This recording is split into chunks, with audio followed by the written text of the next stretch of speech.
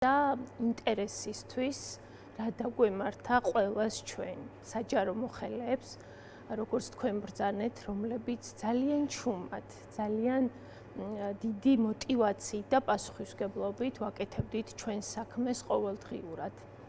როგორც ბრძანეთ, 15 წელი ვიყავი საჯარო სამსახურში და ჩემთვის ეს იყო პატივი მემსახურა ჩემი ქვეყნისთვის. დავიწყე ძალიან ისეთი პოზიციიდან ფსიქოლოგად პენიტენციურ სისტემაში 3 წელი ვიმუშავა იქ.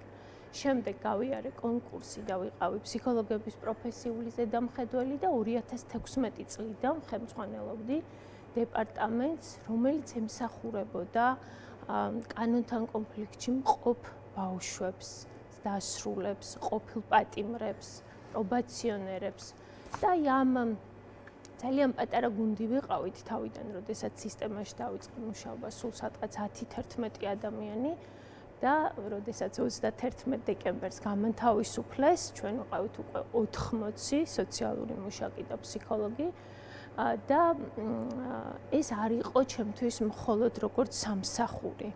მართლა ძალიან გული მწყდება დღესაც და ის ბრაზი რაც ახსენეთ, ეს იყო ალბათ იმედგაცრუებაც, წყენაც და მოულოდნელობაც, თუმცა იმ ვითარებიდან გამომდინარე, რაც მიმდინარე პერიოდში ხდებოდა, ალბათ მოულოდნელიც არ უნდა ყოფილიყო თითოეული ჩვენგანისთვის, რომლებიც ღიად ვაფიქსირებდით ჩვენს პოზიციას. გეუბნებოდნენ, გაფრთხილებდნენ, იყო თუ არა რაღაც მხარის შემცველი მინიშნებები, რომ შესაძლოა თქვენ დაგეკარგათ სამსახური თქვენი პოზიციების გამო.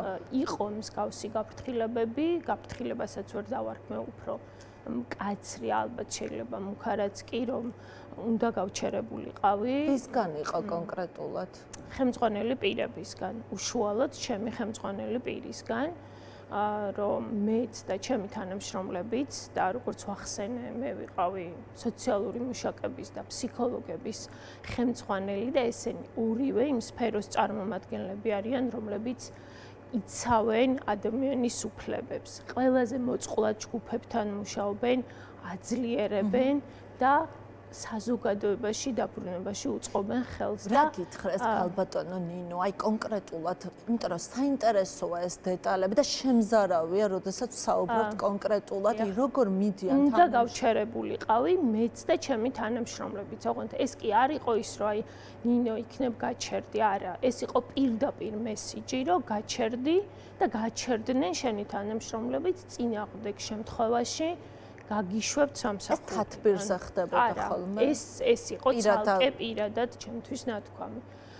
კონკრეტულად თქვენი ხელმძღვანელი პირისგან ვინ არის თქვენი ხელმძღვანელი პირი? ჩემი უშუალო ხელმძღვანელი იყო ერეკლე ჭანტურია, კურატორი და ასევე იყო სააგენტოს უფროსი ვლადიმერ ხელაძე.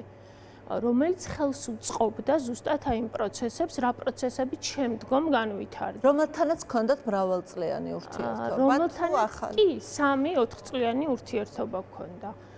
და ეს იყო მე როგორც ხელმძღვანელს, აი ეს მესიჯი, როდესაც მითხრეს, რომ გაჩერდით, უნდა ჩამეშალა ჩემს თანამშრომლებთან. ცხადია მე თქვენც უნდა დაგევალებინათ რომ გაჩერდით. მე უნდა დამევალებინა რომ გაჩერდით, ეს იყო პეტიციაზე ხელი არ უნდა მოგვეწერა და მე უკვე მოწერილი მქონდა ხელი და ცოტა სიმბოლურიც არის ეს ყველაფერი მოხდა ჩემს დაბადების დღეზე 3 დეკემბერს და მითხრეს რომ ხო და ვუთხარი რომ ხელი უკვე მოწერილი მაქვს პეტიციაზე თქო და ასევე ჩემს თანამშრომლებსაც არ უნდა მოეწერათ ხელი და არ აყოლოდნენ აი ყველაფერს რაც ხდებოდა.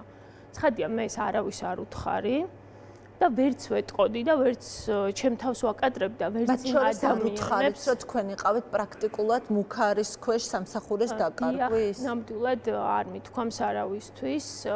რა თქმა უნდა, იყო შიშიც, იყო დაუცველობის განცდაც, მაგრამ ამ ყველაფერთან ისიც ვიცოდი, რომ ამ ყველაფერს გავუძლებდი, იმიტომ რომ დღევანდელი მოცემულობით, აი დღევანდელი გადასახედიდან რომ ვიმსჯელოთ, მიუხედავად იმისა, რომ მეც და ჩემ უკვე მეგობრებმაც და იმ 700-მა ადამიანმაც ნამდვილად დავკარგეთ ის, რისთვისაც ალბათ ჩვენი კარიერული სვლა, განათლება, განვითარება, წლები დავკარგეთ ამაზე, ხომ?